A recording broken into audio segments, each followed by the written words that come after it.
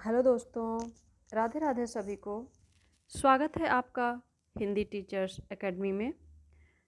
आज हम देखेंगे आलोचना से आए हुए कुछ प्रश्नों को। निबंध की तरह आलोचना भी एक महत्वपूर्ण विधा है। कुछ प्रमुख प्रमुख आलोचक हैं जिनका नाम आप लोग एक बार अच्छे से याद कर लेंगे कि कौन से आलोचक किस युग में आते हैं। ठीक, क्योंकि कभी कभी यही प्रश्न बन जाता है कि कौन से आलोचक इस युग के हैं या फिर इस युग के नहीं हैं, है ना। तो चलिए जल्दी से शुरू करते हैं अपने प्रश्नों को, जिससे कि ज़्यादा से ज़्यादा प्रश्न हम कवर कर सकें। तो पहला प्रश्न है हमारा, एक मार्क्सवादी समीक्षक हैं। कौन से मार्क्सवादी समीक्षक हैं? तो रामविलास शर्मा, ये मार्क्सवादी समीक्षक हैं। इनके अलावा और भी आते हैं मार्क्सवादी समीक्षक में, जैसे शिवदान सिंह चौहान हैं, नामवर सिंह हैं, है ना, प्रकाश चंद्र गुप्त हैं। आगे देखते हैं, मैं साहित्य को मनुष्य की दृष्टि से देखने का पक्षपाती हूँ, जो वाकजाल मनुष्य को दुर्गति, हीनता और परमुखापेक्षिता से ना बचा सके, जो उसकी आत्मा को तेजोदीप्त ना बना सके, जो उसके हृदय को पर दुख कातर और संवेदनशील ना बना सके, उसे साहित्य कहने में मुझे संकोच होता है। ये कथन किसका है? तो ये कथन है हजारी प्रसाद द्विवेदी का। बस ये लाइन याद रखनी है कि मैं साहित्य को मनुष्य की दृष्टि से देखने का पक्षपाती हूँ, हजारी प्रसाद द्विवेदी। फिर है उपनिवेश में स्त्री, इसकी लेखिका कौन है? तो उपनिवेश में स्त्री लिखा प्रभा खेतान ने। निराला की साहित्य साधना, इसके लेखक कौन है? तो निराला की साहित्य साधना लिखा रामविलास शर्मा ने। कितने भाग हैं इसके? 3 भाग हैं। और इनका प्रकाशन वर्ष भी देख लेते हैं तीनों भागों का। तो पहला 1969 में, दूसरा 1972 में और तीसरा 1976 में। ठीक, आगे है, महिला रचनाकार की कृतियाँ अपनी संवेदनशीलता, तार्किकता और तेवर में बेहद पठनीय होते हुए भी आलोचना के ठंडेपन की शिकार हैं। ये कथन किसका है? तो ये कथन है ममता कालिया का। साहित्यालोचन, ये आलोचना ग्रंथ किसका है? तो ये है श्याम सुंदर दास का। निर्मला जैन की जो कृति है कथा समय में 3 हमसफ़र, इसमें 3 हमसफ़र कौन कौन हैं? तो वो हैं कृष्णा सोबती, मन्नू भंडारी और उषा प्रियंबदा। आगे, मिश्र बंधु द्वारा लिखित हिंदी नवरत्न में किस कवि को स्थान नहीं मिला है? तो मिश्र बंधु का जो हिंदी नवरत्न है, जो 1910 में प्रकाशित होता है, इसमें मलिक मोहम्मद जायसी को स्थान नहीं मिला है। सूर हैं, तुलसी हैं, लेकिन जायसी नहीं है। अगला प्रश्न है, कामायनी एक पुनर्विचार कृति का प्रकाशन कब हुआ? कामायनी एक पुनर्विचार का प्रकाशन हुआ वर्ष 1961 ईस्वी में। किसने लिखा? तो कामायनी एक पुनर्विचार लिखा मुक्ति बोध ने। ठीक, आगे, मुक्तिबोध रचनावली का संपादन किसने किया? तो मुक्तिबोध रचनावली का संपादन किया नेमी चंद्र जैन ने। सौष्ठववादी आलोचक किसे कहा जाता है? सौष्ठववादी आलोचक कहा जाता है नंद दुलारे वाजपेयी को। रंग दर्शन आलोचना ग्रंथ के लेखक कौन हैं? तो रंग दर्शन रचनाकार हैं नेमी चंद्र जैन। प्रेमचंद को कबीर के बाद हिंदी का सबसे बड़ा व्यंग्यकार किसने माना? तो प्रेमचंद को कबीर के बाद हिंदी का सबसे बड़ा व्यंग्यकार माना रामविलास शर्मा ने। हिंदी के मार्क्सवादी समीक्षक कौन हैं? डॉक्टर नामवर सिंह हैं। अगला प्रश्न है, प्रसंग गर्भत्व इनके गद्य की निजी विशेषता है। इनकी भाषा सरल और व्यंजनापूर्ण है, बीच बीच में हास्य और व्यंग्य भी हैं। ये कथन किसका है? तो ये है चंद्र शर्मा गुलेरी के प्रति शुक्ल जी ने ये कहा है गुलेरी जी के लिए कि प्रसंग गर्भ तिनके गद्य की निजी विशेषता है। उनकी आलोचना की प्रमुख विशेषता है उनकी अनाविल दृष्टि और निर्मल विवेचन। ये कथन किस आलोचक के प्रति है? तो ये कथन है विश्वनाथ प्रसाद मिश्र के लिए। इन्हीं के लिए कहा गया कि उनकी आलोचना की प्रमुख विशेषता है उनकी अनाविल दृष्टि और निर्मल विवेचन। आगे है कबीर और तुलसी भाषा में एक मिशन के तहत लिख रहे थे। किसने कहा? बच्चन सिंह ने कहा। आज के व्यापक सामाजिक संबंधों के संदर्भ में जीने वाले व्यक्ति के माध्यम से ही मुक्तिबोध ने अंधेरे में कविता में अस्मिता की खोज को नाटकीय रूप दिया है।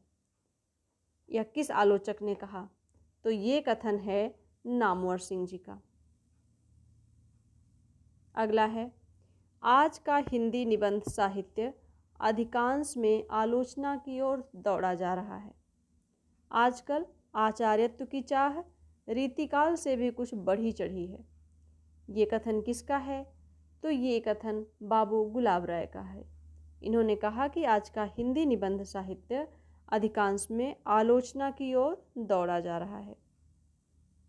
किसी वस्तु के प्रत्यक्ष ज्ञान या भावना से हमारी अपनी सत्ता के क्रोध का जितना ही अधिक तिरोभाव और हमारे मन की उस वस्तु के रूप में जितनी ही पूर्ण परिणति होगी उतनी ही बढ़ी हुई हमारी सौंदर्य की अनुभूति कही जाएगी।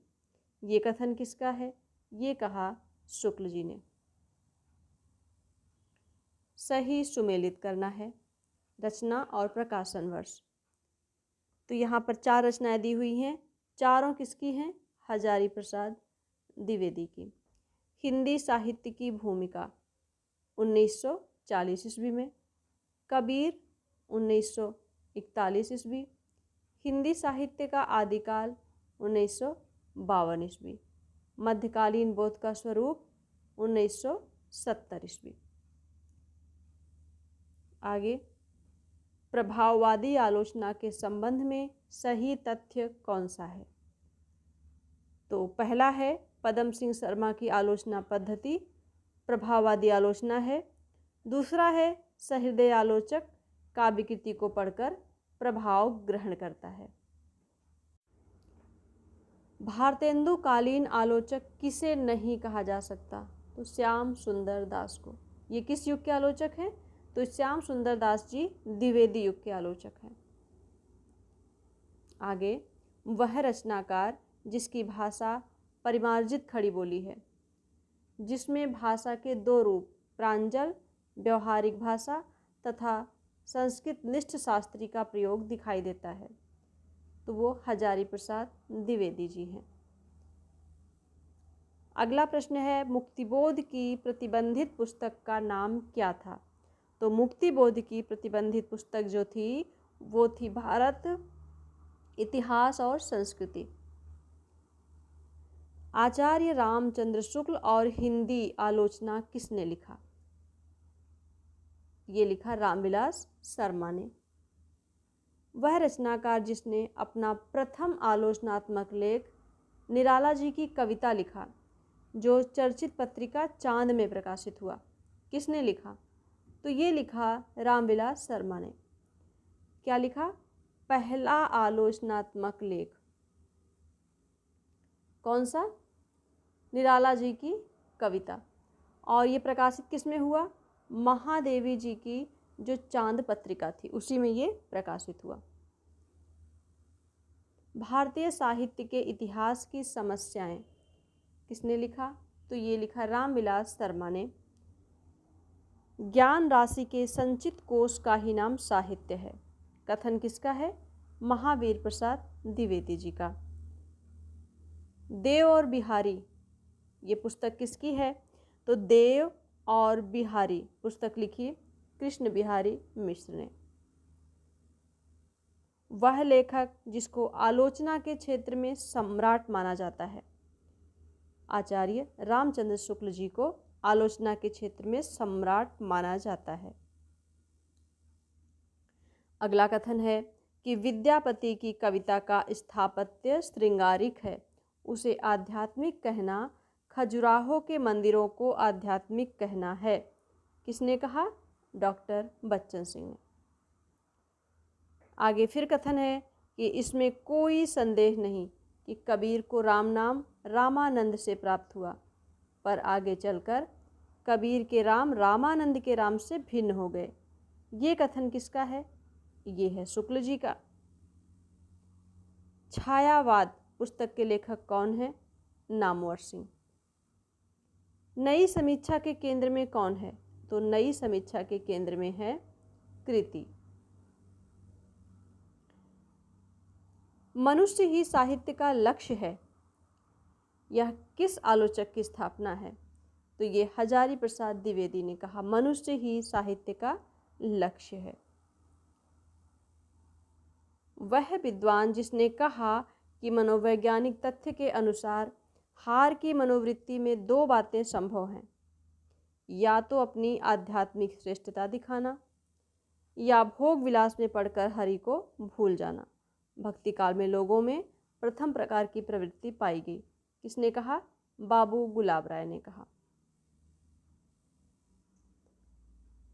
फिर ये कथन है कि साहित्य मनुष्य के अंतर का उच्छलित आनंद है, उसके अंदर में अटाए नहीं अट सका। साहित्य का मूल यही आनंद का अतिरेक है। उच्छलित आनंद के अतिरेक से उद्भूत सृष्टि ही सच्चा साहित्य है। साहित्य संबंधी यह अवधारणा किसकी है?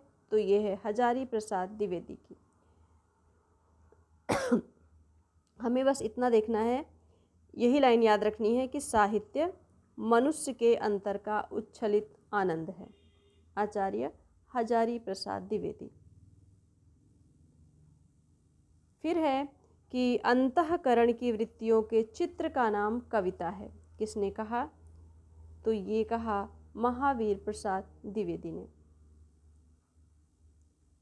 हजारी प्रसाद द्विवेदी के निबंधों की भाषा किस प्रकार की है? तो हजारी जी के निबंधों की भाषा जो है वो है संस्कृत निष्ठ हिंदी। शुद्ध कविता की खोज किसने लिखा? शुद्ध कविता की खोज लिखा दिनकर ने। वह कथाकार जिसको हिंदी में स्त्री विमर्श की अवधारणा को चर्चा में लाने का श्रेय दिया जाता है, तो वो हैं राजेंद्र यादव। राजेंद्र यादव को स्त्री विमर्श की अवधारणा को चर्चा में लाने का श्रेय दिया जाता है। लाला श्रीनिवास दास के संयोगिता स्वयंवर की सच्ची समालोचना किसने की? तो ये की बालकृष्ण भट्ट ने। काव्य अनुभूति की जटिलता चित्तवृत्तियों की संख्या पर निर्भर नहीं, बल्कि संवादी विसंवादी वृत्तियों के द्वंद्व पर आधारित है। किसने कहा? शुक्ल जी ने कहा। हिंदी साहित्य में शुक्ल जी का वही महत्व है जो उपन्यासकार प्रेमचंद या कवि निराला का। कथन किसका है? रामविलास शर्मा जी ने कहा कि हिंदी साहित्य में शुक्ल जी का वही महत्व है जो उपन्यासकार प्रेमचंद या कवि निराला का है। हिंदी नाटक उद्भव और विकास ग्रंथ के लेखक कौन हैं? तो हिंदी नाटक उद्भव और विकास लिखा दशरथ ओझा ने। कविता की तीसरी आंख के रचनाकार हैं प्रभाकर श्रोत्रे। अगला है हिंदी आलोचना का इतिहास किस काल से माना जाता है? तो जो हिंदी आलोचना का इतिहास है वो आधुनिक काल से माना जाता है।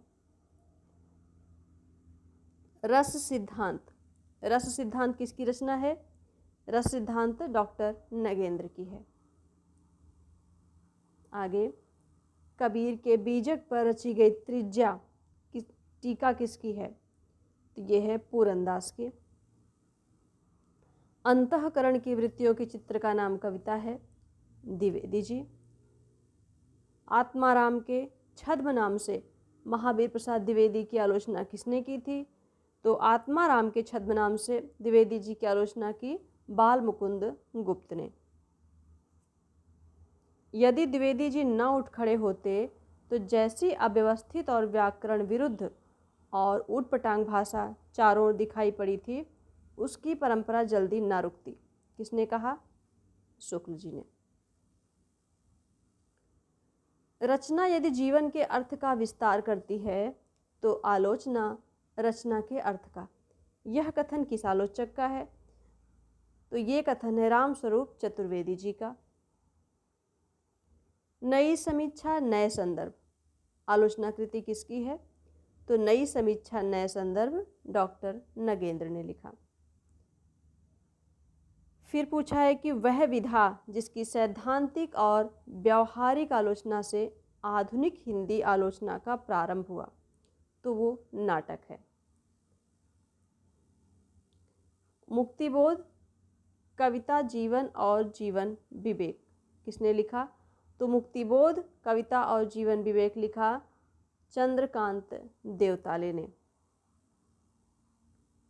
वह मार्क्सवादी आलोचक जिसने तुलसी को श्रेष्ठ कवि माना, कौन सा मार्क्सवादी आलोचक है जिसने तुलसीदास को श्रेष्ठ कवि माना? तो रामविलास शर्मा जी हैं।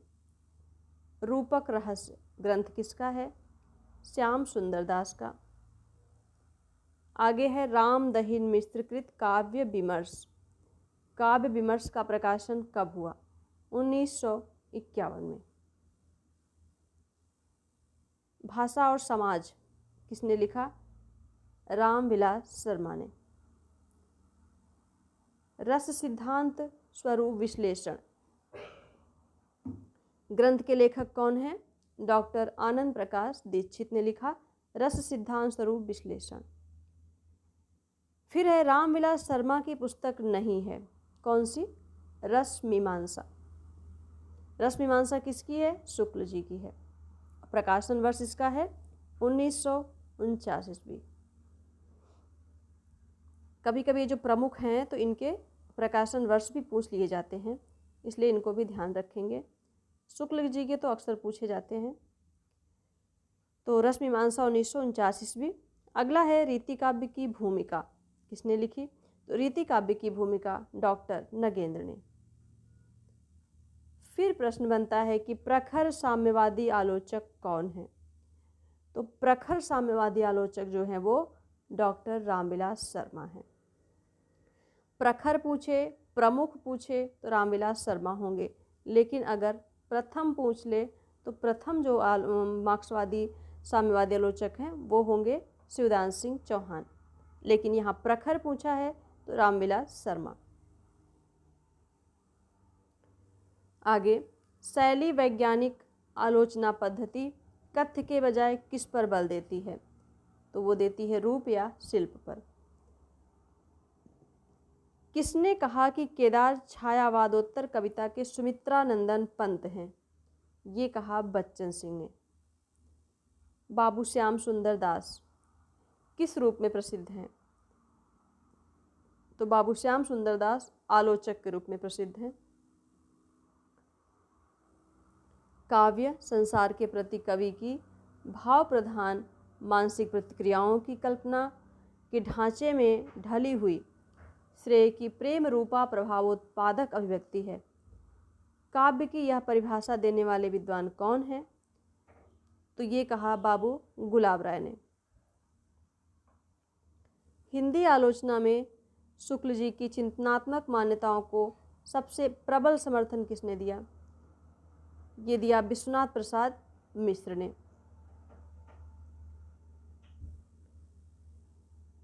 अगला प्रश्न है शिवदास सिंह चौहान की रचना कौन सी है? तो इनकी रचना है हिंदी साहित्य के 80 वर्ष। वह आलोचक जिसका कथन है कि आधुनिक काल में गद्य का विकास सबसे प्रधान साहित्यिक घटना है। किसने कहा कि आधुनिक काल में गद्य का विकास सबसे प्रधान साहित्यिक घटना है? ये कहा रामचंद्र शुक्ल जी ने। कहानी नई कहानी पुस्तक के लेखक कौन हैं? नामवर सिंह हैं। हिंदी कहानी संदर्भ और प्रकृति आलोचना पुस्तक के लेखक हैं देवी शंकर अवस्थी। लक्ष्मीकांत वर्मा की लिखी पुस्तक कौन सी है?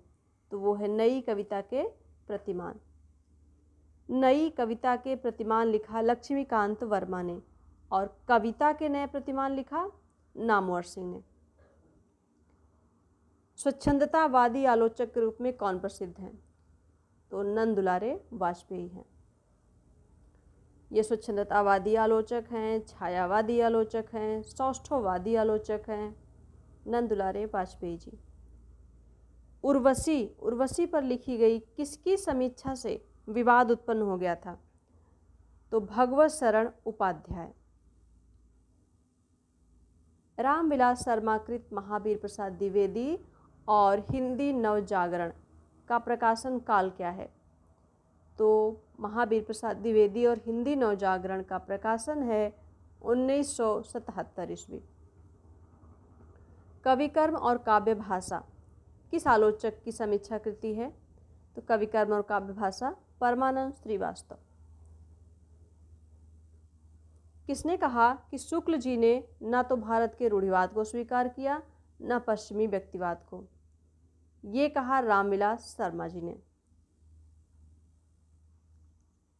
वह कौन सा आलोचक है जिसने कहा कि पुनर्जागरण का भारतीय साहित्य में पहला प्रतिफलन माइकेल मधुसूदन दत्त के बंगला काव्य मेघनाथ वध 1861 को माना गया है? तो ये कहा राम स्वरूप चतुर्वेदी जी ने। महावीर प्रसाद द्विवेदी की रचनाओं में से आलोचना विधा की रचनाएं कौन सी हैं? तो वो है पहला कालिदास की निरंकुशता और दूसरा कालिदास और उनकी कविता। दूसरी परंपरा की खोज किस विधा की रचना है? तो ये आलोचना है।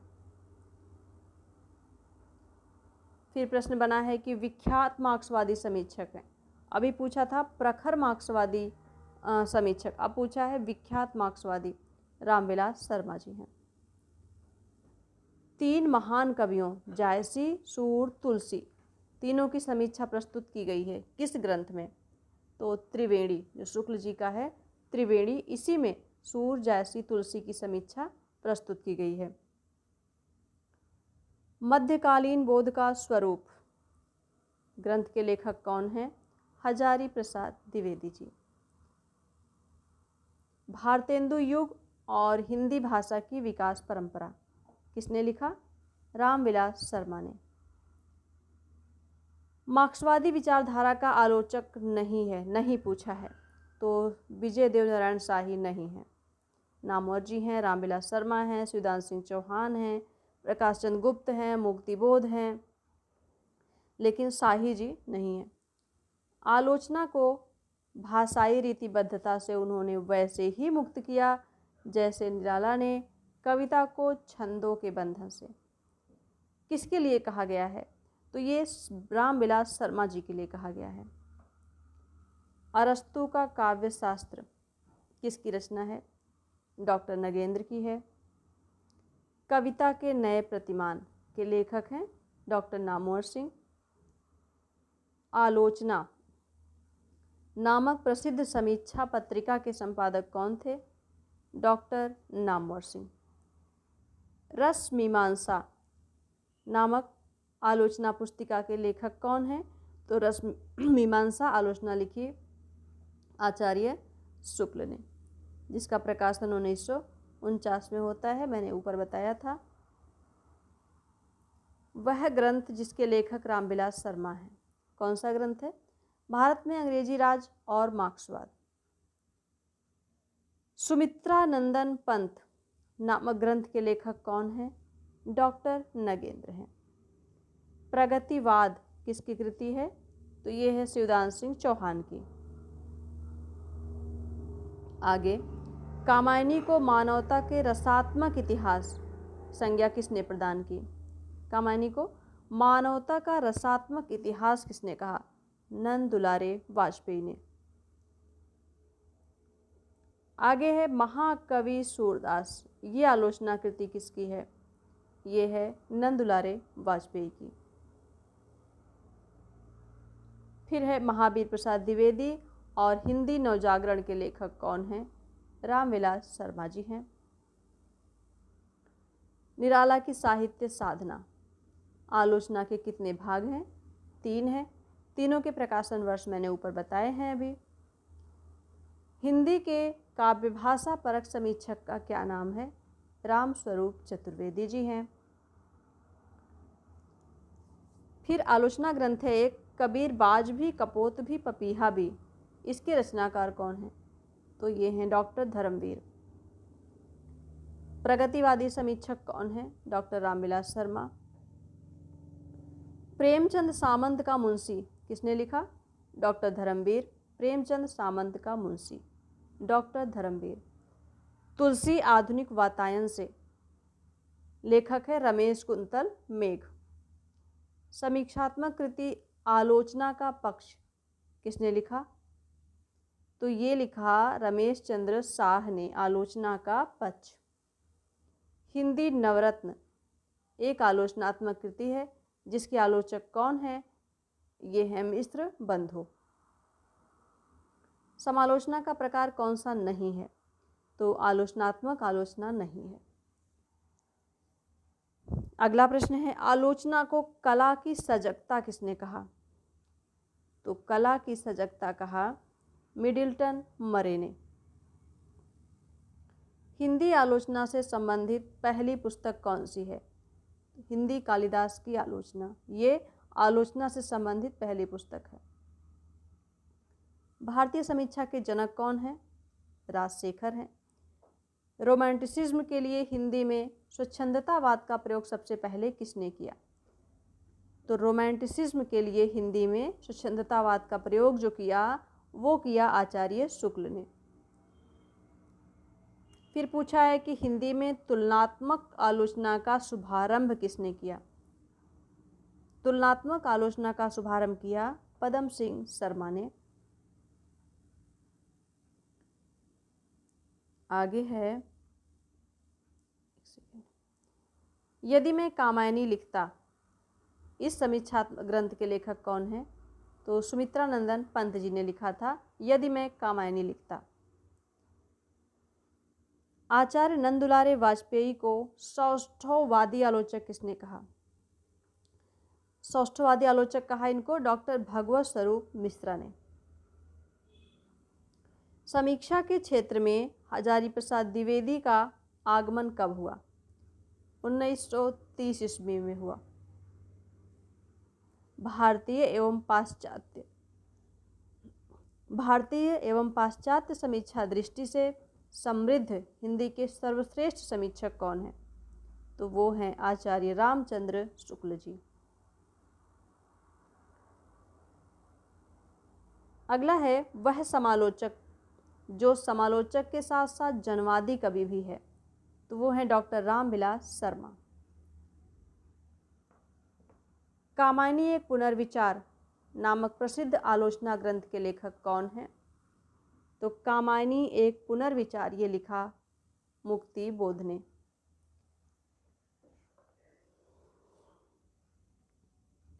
अगला प्रश्न है, छायावाद को समग्र रूप से समझने समझाने वाले प्रारंभिक श्रेष्ठ समीक्षक कौन हैं? नंद दुलारे वाजपेयी जी हैं। हिंदी भाषा का उद्गम और विकास किसने लिखा? तो ये लिखा डॉक्टर उदय नारायण तिवारी जी ने। लघु मानव के बहाने हिंदी कविता पर एक बहस, लेखक कौन है? विजय देव नारायण शाही। अगला है, आलोचक के रूप में किसकी प्रतिष्ठा है? तो नामवर सिंह जी की। वह विधा जो सृजनात्मक साहित्य के अंतर्गत नहीं आती, तो आलोचना जो है वो सृजनात्मक साहित्य के अंतर्गत नहीं आती। वह आलोचक जिसने नई कविता की व्याख्या भी रस सिद्धांत के अनुरूप की है, नगेंद्र जी ने नई कविता की व्याख्या रस सिद्धांत के अनुरूप की है। हिंदी साहित्य 20वीं शताब्दी, ये किसने लिखा? तो हिंदी साहित्य 20वीं शताब्दी आलोचना ग्रंथ है नंद दुलारे वाजपेयी का। फिर प्रश्न है कि प्रकाशन वर्ष के आधार पर आलोचनात्मक कृतियों का सही अनुक्रम बताना है। तो हिंदी साहित्य का आदिकाल हजारी प्रसाद द्विवेदी का है, ये आता है 1952 में।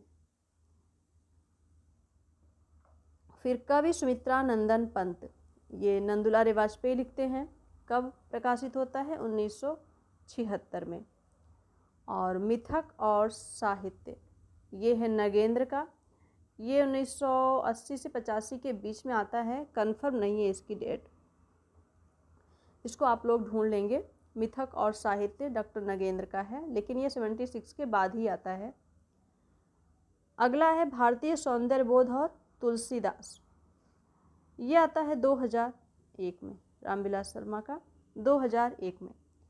ठीक,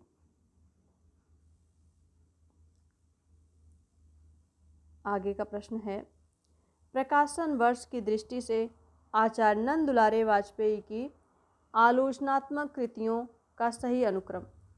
नंद दुलारे वाजपेयी की आलोचनात्मक कृतियां हैं, इनका क्रम लगाना है। तो जयशंकर प्रसाद, ये इनका जो है ये आता है 1940 में। आधुनिक साहित्य 1950 ईस्वी में। कवि निराला, ये 1965 ईस्वी में। और नई कविता 1973 ईस्वी में। ठीक, 40, 50, 65 और 73। अगला प्रश्न है नई कविता और अस्तित्ववाद के लेखक कौन है? नई कविता और अस्तित्ववाद जो ग्रंथ है, इसके लेखक हैं रामविलास शर्मा जी। तो आलोचना से इतने प्रश्न देखे हमने। अब आत्मकथा के प्रश्नों को लेकर के मिलेंगे नेक्स्ट क्लास में। धन्यवाद।